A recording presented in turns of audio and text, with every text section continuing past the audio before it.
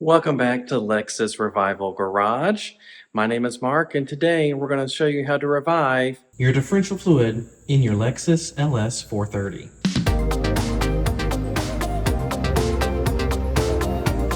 First things first, you want to make sure that the vehicle is raised so you can get up underneath it, and then also it's on a level surface. We have it raised on 4 jack stands here, and it's very level. So we have believe it's a 10 millimeter Allen socket, and this is kind of hard to get to because of our exhaust here in the way, but this is the fill port, and down here is the drain port. Now, if you watched my video on servicing the transmission in these vehicles, and any vehicle really, you'll want to undo your fill port first. That way you can make sure that you have a way of getting new fluid into it once you drain all the fluid out of it. So fill plug first. And we're gonna have to get some sort of an extension, so bear with me here.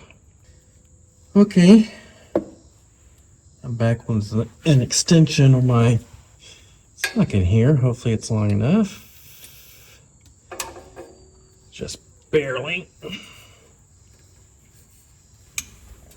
This is on here tight. May have to get a breaker bar.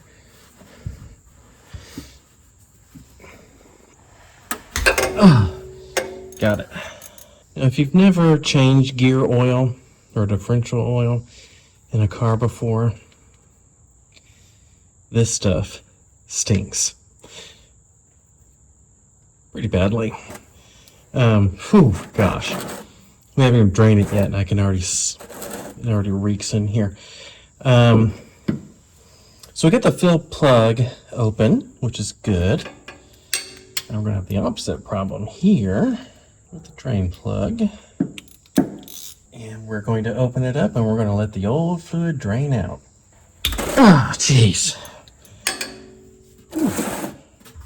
Okay.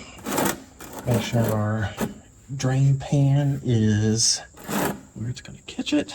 Try not to get this on you because it smells horrible. Ugh. Gross. All in all, it really doesn't look that bad. I don't know if this has ever been done or not on this car, but since I don't know, I would rather have that peace of mind that it's been done. And let's take a look at our drain bolt here, because this does have a magnet on it, so it will collect any metal residue. There is some sludge on this. This feels pretty gross. This is like, of course, I don't know that this is unexpected. I highly doubt it's unexpected. This is probably just normal, but it feels quite tacky. So we're going to clean this bolt up before we put it back on, of course. So we're going to let that drain until it's completely done, and then I'm going to clean up this bolt, and we'll continue the process.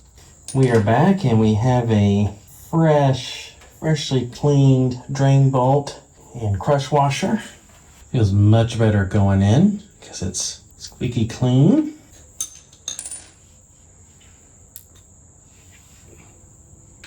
And we're going to tighten that up real good.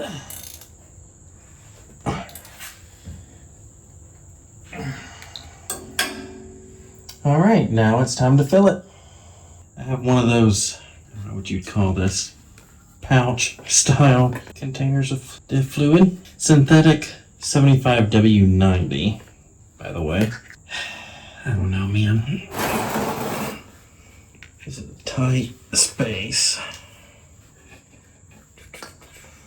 Let's see here.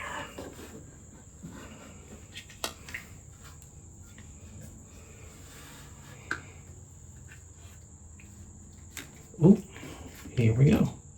The guard's going to take about 1.5 quarts, probably a little less than that, but we're just going to fill this up until you reach the maximum level here, and it will start dripping out the bottom.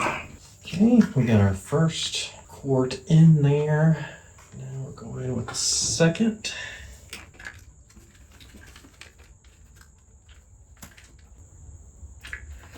Okay, we might be there. Yeah, we're there. See that trickle coming down there? That is the excess. Like I thought, about 1.5 quarts to fill that up. So let that keep dripping. Okay. That's probably good right there. Back on we go with the fill bolt.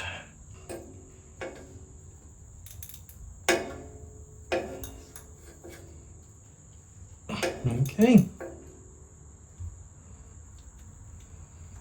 And we are done. Really not too bad. This probably took less than like 20 minutes, so not bad at all. The diff fluid, I really notice no major difference there. The only difference I really noticed was the color of the fluid that came out and the color of the fluid that I put in. If you watch the video I did where I changed the transmission fluid, I did mention that I had a little bit of what felt like a shudder around maybe 2,000 RPMs under moderate acceleration. I can't remember if it was in first or second gear or maybe both. That's just about gone now.